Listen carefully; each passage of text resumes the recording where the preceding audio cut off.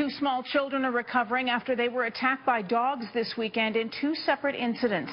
In both cases, the dog bit the kids on the head.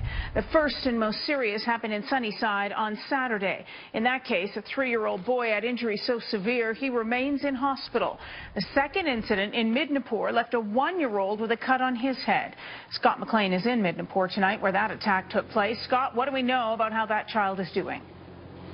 Yeah, Jocelyn, I just spoke to the people who live in this brown house who confessed it was their dog, a 3-year-old Chow Shepherd mix. They did not want to speak on camera, but what they did say is that the boy is doing okay.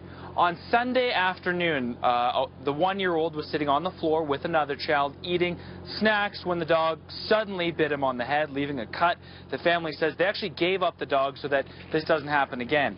In Sunnyside, there were 4 kids in a backyard on Saturday when a 3-year-old was bit on the head, leaving a massive gash.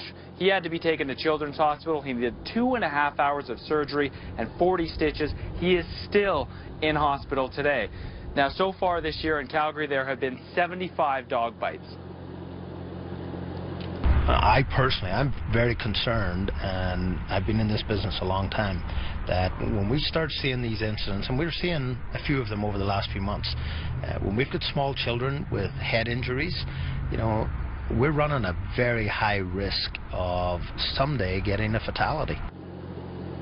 Now, Jocelyn, in neither of these cases, as far as we know, neither of these dogs had a history of aggression, but charges have been laid against the owners of both dogs. Now, we also spoke to the Humane Society today, who say that dogs just act differently around kids than they do around adults. So it's really important to use your common sense when the dog is around, and when the dog is around with the kid, it's important to keep your eye out. Jocelyn. Yeah, absolutely. All right. Thanks, Scott.